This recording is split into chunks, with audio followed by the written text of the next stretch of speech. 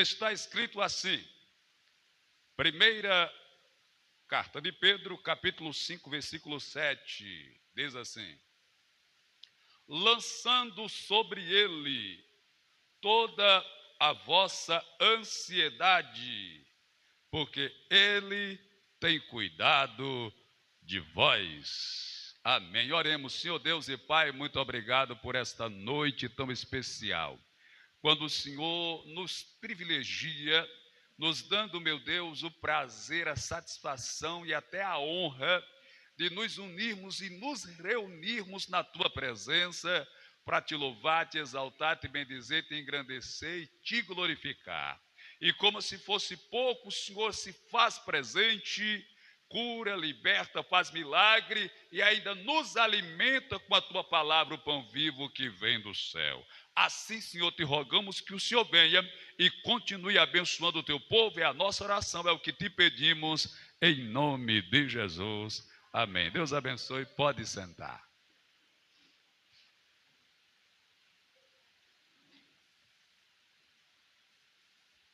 Angústia, frustração, decepção, tristeza, fracasso, medo, derrota, e etc, e etc, e etc, são situações que faz parte da vida humana.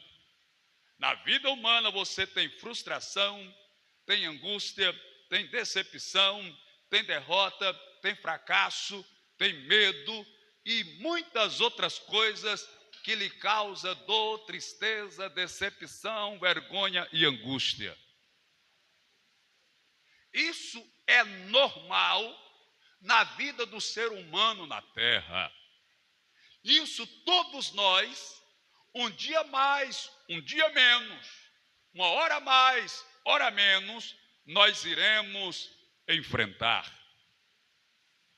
Porém, o que eu quero tratar com os irmãos aqui nessa noite é: a quem você tem culpado quando passa por esse momento? Porque normalmente nós procuramos alguém para culpar pelos nossos fracassos, pelas nossas tristezas, nossas decepções, nossas angústias, nossas frustrações e nossas derrotas. Nós sempre queremos achar alguém para apontar e colocar nele a culpa das nossas angústias. E isso não é de agora. Isso já vem desde o tempo do Éden, quando os nossos primeiros pais, Adão e Eva, pecaram e perderam o direito da vida plena com Deus, tanto que foram destituídos da glória de Deus. E quando Deus os reúne para colocar em pratos limpos o que acontecera, Deus se dirige ao primeiro a quem ele deu a ordem: Adão. Adão, que foi isso que fizeste? Por acaso tu comeste do fruto que eu te ordenei? Foi uma ordem direta, que não comesse. Aí ele disse: a mulher que tu me deste, ela me deu e eu comi. Aqui Adão culpa logo dois: culpa Deus, que deu a mulher, e a mulher que fora dada por Deus. Quando Deus se dirige à mulher, ela diz: a serpente me enganou. Então veja que o resultado do fracasso e da desobediência, tanto de Adão como de Eva, eles não assumiram a responsabilidade do seu erro, do seu pecado, e lançaram sobre os outros a culpa. E isso é o que muitas das vezes nós queremos fazer, a exemplo do nosso primeiro pai, Adão. E isso vai causar em nós preocupação, que são sintomas das frustrações, das derrotas, dos fracassos que a gente enfrenta. Isso vai causar em nós preocupação. São 3 situações que o homem vive. Tem o ocupado, o desocupado e o preocupado. E por incrível que pareça, o pior dele é o preocupado. Porque o desocupado nada está a fazer. Está tranquilo porque está desocupado. O que está ocupado está realizando uma tarefa, estar em atividade, em trabalho. Mas o que está preocupado é aquele que antes da ocupação chegar, ele já está angustiado, ele já está ansioso, ele já está nervoso, ele já está agitado, antes mesmo do problema, da luta, do trabalho, da ocupação, da peleja chegar, ele já vai estar preocupado, que pré é um prefixo que vai adiantar algo. Pré-moldado, pré-adolescência, tudo aquilo que vem antes. Então, quando você está preocupado, você está ocupado antes mesmo de trabalhar. Antes mesmo de estar trabalhando, você já está envolvido com o trabalho, porque está preocupado. E isso, na verdade, a gente pode usar uma palavra sinônima, que seria ansiedade. Ansiedade é sinônimo para preocupação. É quando você está ansioso. E ansiedade está em moda. Crise de ansiedade. O coração acelera. Começa a ficar nervoso e trêmulo. Dá sede, dá fome, vontade de ir no banheiro, fazer o número 1 ou número 2. E é aquela angústia e aquela agonia por causa da ansiedade. E você já sabe que depressão é excesso de preocupação com as coisas do passado. Estresse é excesso de ocupação ou preocupação com as coisas do presente. E ansiedade é excesso de preocupação com as coisas do futuro. Mas o que é que Jesus vai nos ensinar em Mateus capítulo 6, a partir do versículo 25, ele diz assim, Mateus capítulo 6, a partir do 25. Por isso vos digo, não andeis ansiosos pela vossa vida, quanto ao que haveis de comer, ou de beber, ou pelo vosso corpo, quanto ao que haveis de vestir. Pois não é a vida mais do que o alimento, e o corpo mais do que as vestes. Veja, Jesus Cristo aqui vai nos ensinar sobre ansiedade. Isso foi escrito e falado há mais de 2000 anos, mas não tem uma palavra tão atual como essa, ansiedade. E hoje parece que essa palavra faz ainda mais sentido do que há 2000 anos passados. Hoje é que a gente vive ansioso e ansiosa, preocupado e preocupada. Meu Deus, alguém pediu para orar. Diz, pastor, ore pelo meu pai, que ele teve um AVC ontem. Teve, não sei, parece que foi um infarto. Está no pronto-socorro. Eu disse, Jesus, será que foi porque o Brasil perdeu? Eita, meu Deus do céu. Teve um aqui que quebrou a televisão. Digo, quero uma para fazer uma engenharia lá na igreja, botar um telão ali, rapaz, um monitor, o camarada quebrou. Prepara o hino aí para o final, viu? Glória a Deus. Ansiedade, meu irmão. Então essa palavra não faz tanto sentido no passado como está fazendo hoje.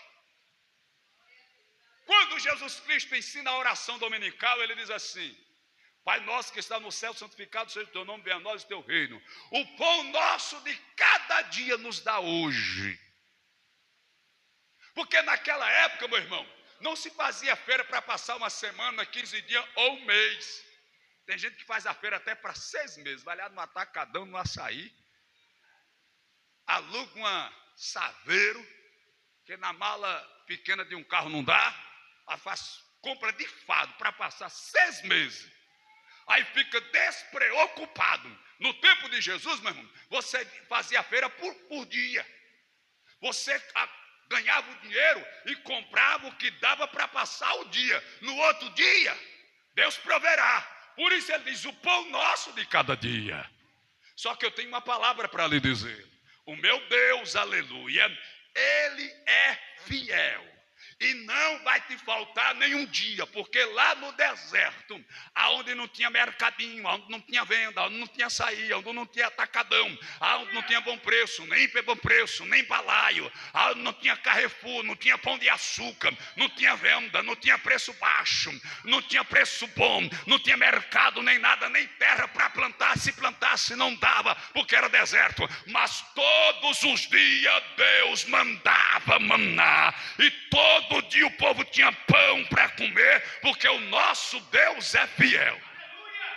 Aí diz, o pão nosso de cada dia, dai-nos hoje.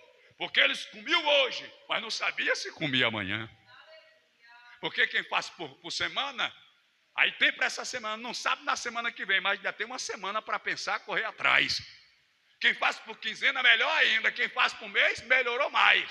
Porque tem um mês todinho para correr atrás para ver o outro mês. Aqui não, era diariamente. Aí ele diz,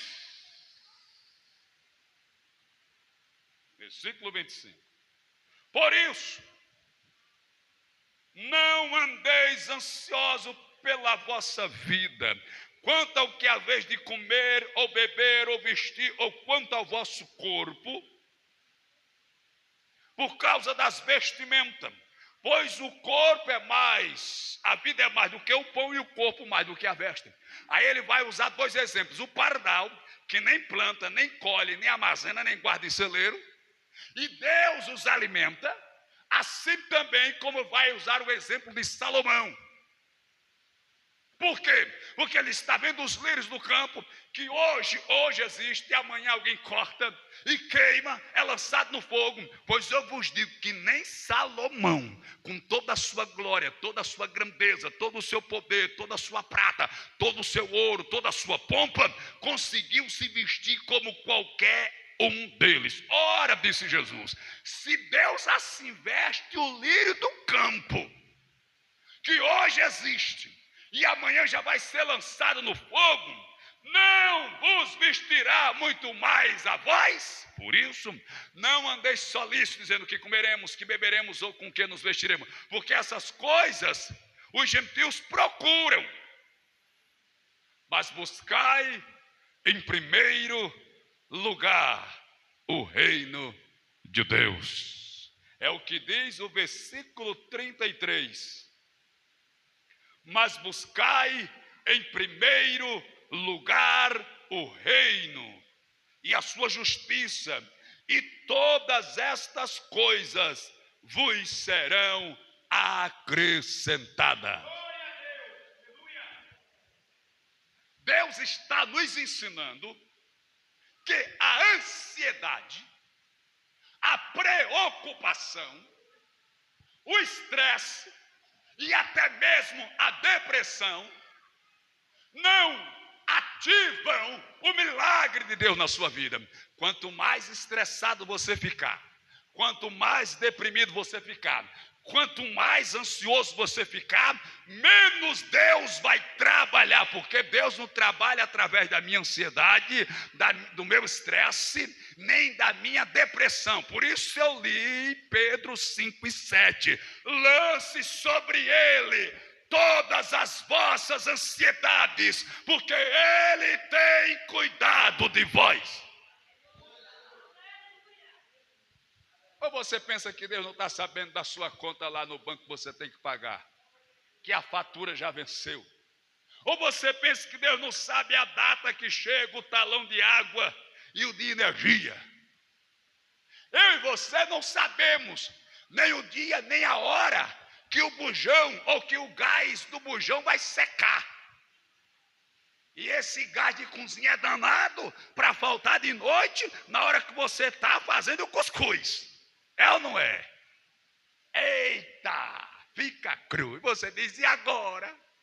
Agora coma pão. Se tiver, beba água e vá dormir. Porque meia-noite o índio gás não atende não. É ou não é assim, meu irmão? Mas Deus sabe, meu irmão, o dia, a hora, o minuto e o segundo que vai faltar o gás. Se vai faltar de noite, não se preocupe, porque você não vai morrer da noite por dia só porque o gás faltou. No outro dia a providência vai chegar. Eu comecei falando que nós temos todas essas situações nas nossas vidas, e no meio dessas situações nós queremos achar alguém para culpar. A mulher culpa o marido, o marido culpa a mulher, o pai culpa o filho culpa o pai. Às vezes a gente culpa o vizinho, o patrão, o irmão, a irmã, o primo. Não venha me culpar não, viu? Que às vezes querem culpar até o pastor. Você comprou sem dinheiro, agora não está podendo pagar. Até aqui tudo bem, meu irmão. Mas quando a pessoa quer culpar Deus, toda a minha mensagem, o meu pensamento está baseado naquele ou naquela que diante das suas frustrações e derrotas desejam culpar Deus.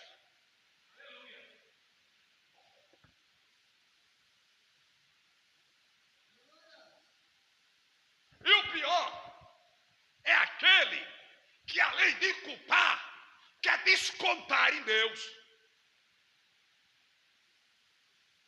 Além de culpar, quer descontar em Deus.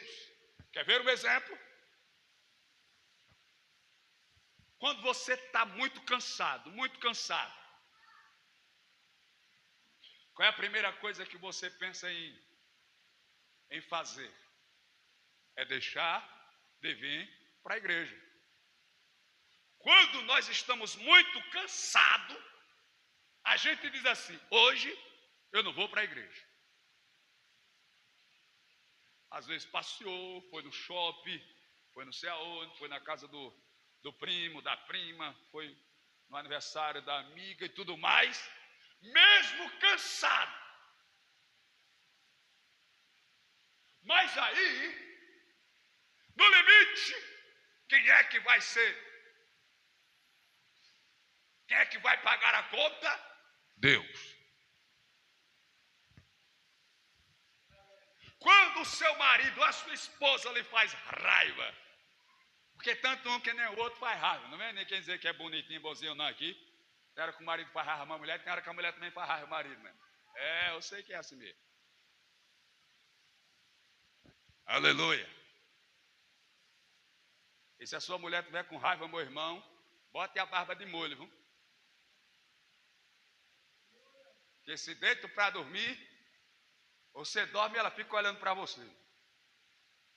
E vi botar água fervendo no ouvido dele.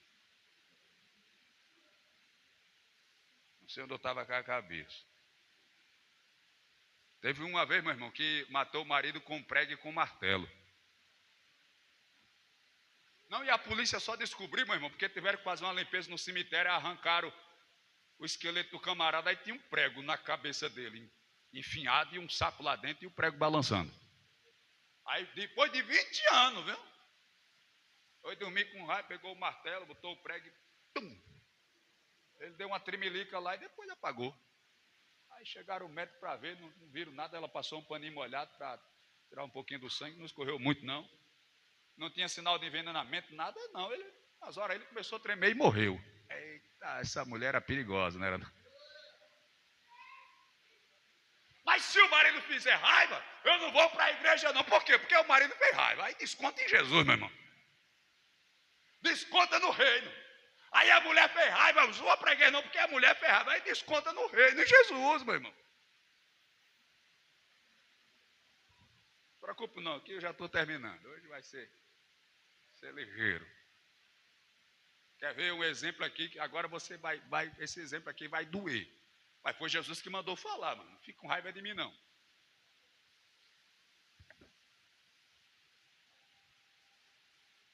Ó.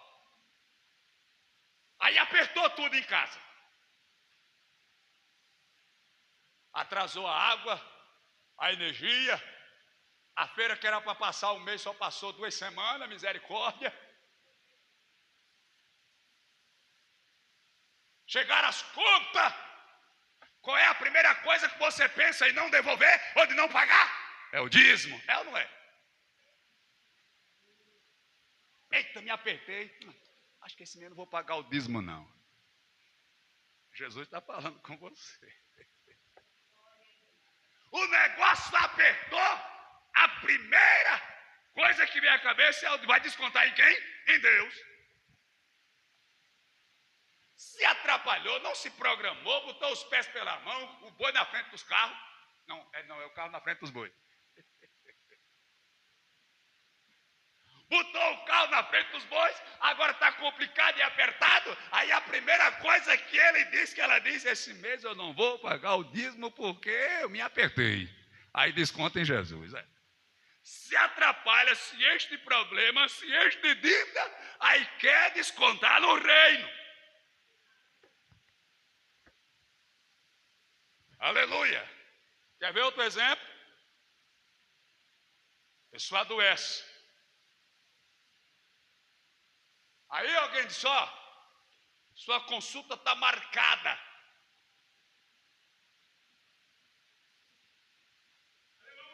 É 7 horas da manhã. Chegue cedo porque é por ordem de chegada. 5 da manhã ele está lá. É para 7 horas. Aí é por ordem de chegada. 5, às vezes antes das 5 está lá. Já entenderam, né? Eu não vou nem dizer. Eu não vou nem falar. Por quê, irmãos? Porque a gente desconta tudo em Deus. Mas a Bíblia tem uma passagem que diz que Deus tem um cálice, e o nome desse cálice é o cálice da ira de Deus. E esse cálice vai enchendo, vai enchendo, vai enchendo, vai enchendo, vai enchendo. Chega um momento que ele transborda. Aí quando ele transborda, aí Deus revela a sua ira. Então, meu irmão, quer um conselho? Não desconte em Deus. Eu li aqui no texto: busque em primeiro lugar o reino de Deus. Se você tem disposição, se você se programa, porque olha, a Copa não é aí, eu vou assistir a Copa, vou comprar uma televisão bem grandona, 5 anos para pagar, R$ 253,78 por mês. Fica com fome, o menino quer um biscoito recheado, não dá não, eu tenho que pagar a televisão. E o dízimo, só daqui a 5 anos. Eita, como Jesus é bom! E não fique bravo não, é porque Jesus te ama. E Ele quer te abençoar, Ele quer te dar vitória. Mas para Ele te dar vitória, você tem que colocar o reino de Deus em primeiro lugar. Buscar em primeiro lugar o reino de Deus e a sua justiça. E todas essas coisas te serão acrescentadas. Oh, glória! E para a gente concluir, irmão, você se preparou aí? Deixa no ponto que assim que eu terminar a gente emenda aí. Sabe o que é que diz Lamentações? Capítulo 3. Lamentações de Jeremias. Meu Deus, onde é que fica o Lamentações? Capítulo de número 3. Porque conta-se que um dia, irmãos, algumas pessoas estavam na barbearia para cortar o cabelo. E começou um assunto dizendo que Deus não existia. Assunto vai, assunto vem, porque Deus não existe. Aí um que era mais desenvolvido no intelecto disse: é verdade, Deus não existe não, porque é tanta miséria, é tanta guerra, é tanta fome, é tanta morte, é tanta catástrofe, é tanta coisa ruim sobre o mundo. E aonde é que está Deus que não toma uma providência? Nesse meio tempo, chegou um jovem para cortar o cabelo, só que esse jovem era crente. E ele começou a ouvir a proposta de todo mundo que ali falava, aleluia. Aí, de repente, passou na porta da barbearia o mendigo, o cabelo grande, a barba grande, crespa, suja, moribundo. Aí ele disse assim: eu também não acredito que existem barbeiros. Os barbeiros olharam para ele com a testa franzida, o olhar, aleluia, de rejeição, e disseram: como assim, rapaz, você está dizendo que não existe barbeiro? Olha você aqui, olha o nosso diploma, você mesmo está aqui para cortar o cabelo aos nossos clientes. Aí ele disse: se existe barbeiro, por que é que aquele homem está com aquela barba grande, suja, crespa, aquele cabelo grande, sujo e crespo? Por que é que ele está assim? Se existisse barbeiro, ele não estaria daquele jeito. Aí os barbeiros olharam para ele e disseram: não, meu jovem, deixa eu lhe explicar. Ele está assim porque ele não veio até nós. Se ele vier até nós e pedir para a gente cortar o cabelo, daí a gente corta o cabelo, faz a barba, deixa ele bonito e limpo. Ele expôs bem. Pois é desse jeito que eu entendo. O mundo está na miséria que está, não é porque Deus não existe, é porque o homem não busca a presença de Deus. Prefere as farras, prefere o mundo, prefere o pecado, a prostituição, rejeita e despreza o Senhor. Às vezes, quando busca Deus, já busca em segundo e terceiro, em quarto, em quinto lugar, deixando o resto para Deus. Mas quando nós colocarmos Deus em primeiro lugar, Deus irá nos exaltar e nos abençoar. É por isso que Lamentações 3:39 diz assim, ó: de que se queixa o homem vivente? Queixe-se cada um dos seus próprios pecados.